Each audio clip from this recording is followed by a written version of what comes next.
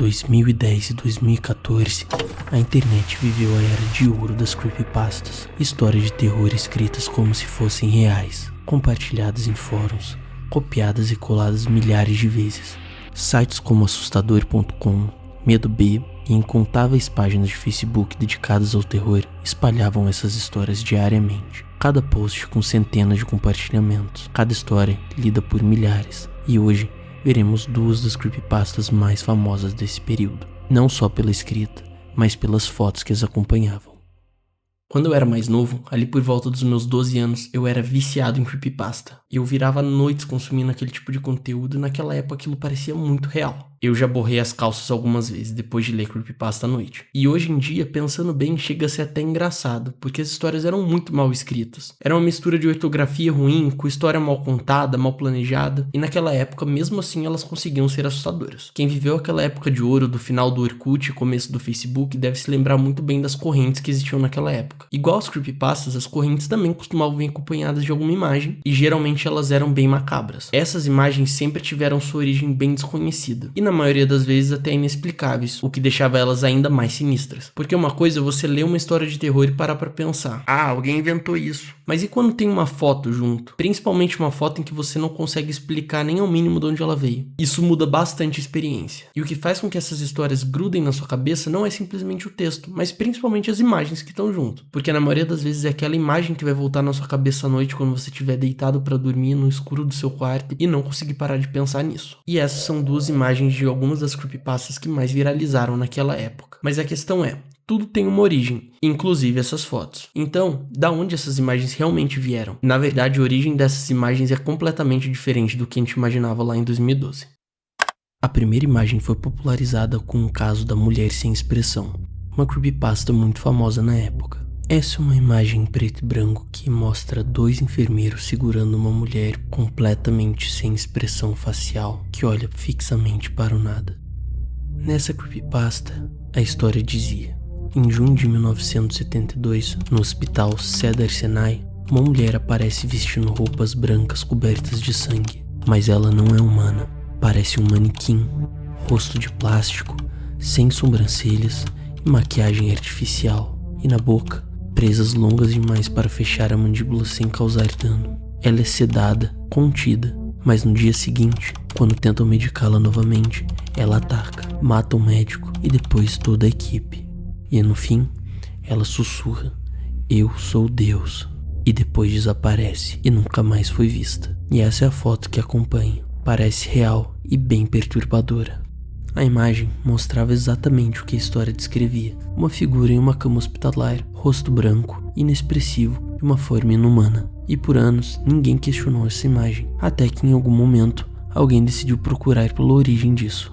Essa foto é 100% real.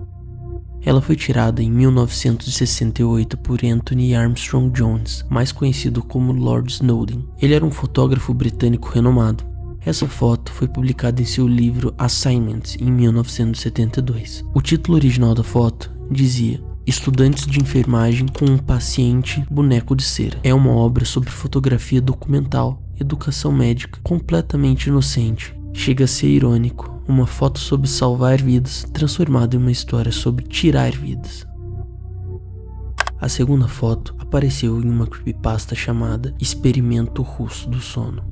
Essa foto mostra uma criatura completamente amarrada, com uma expressão psicótica, em uma cama. Tudo isso em preto e branco. É uma imagem particularmente perturbadora. É narrado que no final dos anos 1940, pesquisadores russos conduziram um experimento.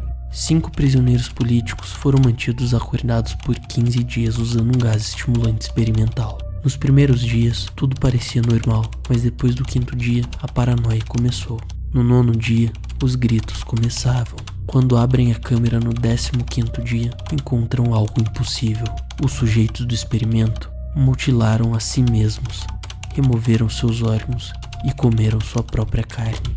E quando tentaram removê-los, eles imploraram: "Não queremos mais ser libertados." Em resumo, essa era a história.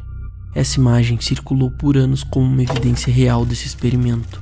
Um corpo bizarro e uma aparência cadavérica. Parecia exatamente o que a história descrevia. E naquela época, era fácil que milhares de pessoas acreditassem nisso. E novamente, essa foto também é real, mas não tem relação nenhuma com a história contada na creepypasta. Essa foto, na realidade, trata-se de um boneco, uma decoração de Halloween. O nome desse produto de Halloween é chamado Spasm, que era simplesmente um boneco vendido em lojas de Halloween. Alguns relatos ainda dizem que ele foi fabricado no final dos anos 2000 e no início dos anos 2010, projetado meramente para decorar casas mal-assombradas e festas de Halloween. Ele até se mexe e faz alguns sons. É literalmente um brinquedo.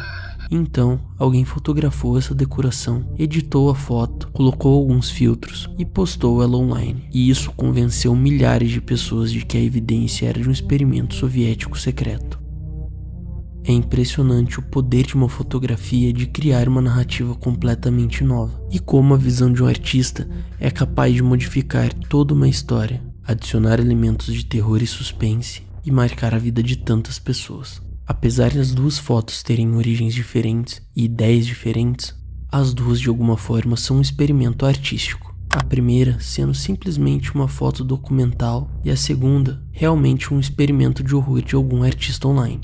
Talvez, sem os criadores dessas imagens, essas creepypastas nunca tivessem tido a visibilidade que tiveram. Duas fotos icônicas e duas histórias que aterrorizaram milhões de pessoas. Seja no Brasil, seja fora do Brasil, elas sempre estiveram presentes. E no final, uma era uma arte fotográfica simplesmente usada fora de contexto, e a outra era literalmente uma decoração de Halloween, que era vendida em shoppings e qualquer loja de decoração de época, que numa tentativa de criar uma ambientação de terror, eles acabaram criando uma das fotos mais icônicas daquela época. E eu acho que isso diz muito sobre como as creepypastas funcionavam e ainda funcionam. No final, não importa se a história realmente faz sentido, se tinha uma foto, as pessoas acreditavam e aquilo dava um peso para a história. A mulher sem expressão nunca existiu. O experimento do sono russo também nunca existiu. Mas as fotos, essas sim são reais. Elas só não significam aquilo que você imaginou que significava por tanto tempo. E se você conhece outras fotos que têm origem icônica, seja de creepypasta, seja de algum tipo de corrente do Facebook ou do Orkut, deixa aqui nos comentários também. Se der certo, a gente faz uma parte 2 desse vídeo, com outras histórias de algumas outras imagens. E se você curtiu descobrir a história por trás dessas imagens, se inscreve no canal, já ativa o sininho, já deixa seu like, que isso ajuda bastante na hora de criar conteúdo pro canal. Então é isso,